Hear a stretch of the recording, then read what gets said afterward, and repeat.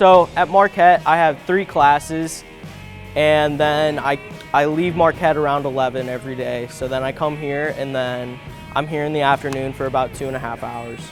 We go through carbon steel, we go through stainless, and we go through aluminum this year. Right now I'm doing some stainless T-joints and lap joints that are similar to what we do for Skills USA.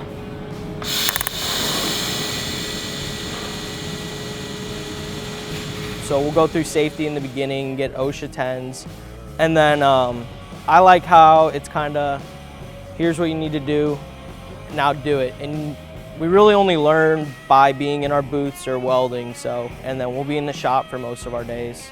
So that's what I like about it.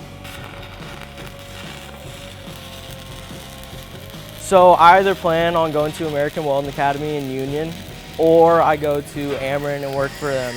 So there's a lot of different options that we have. A lot of kids, they can go out of here, and since they get some certifications through here, they can go out and begin welding. So some kids choose that option. Some kids go to post-secondary school. So there's a lot of different options out of here.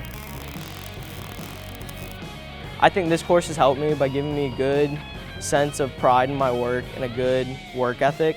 So I think that's going to take me pretty far in life, and I value that. Welding is one of those trades where sooner there's going to be a whole bunch of retirements. So getting people interested in it younger and steering them towards these different paths is very valuable for the future.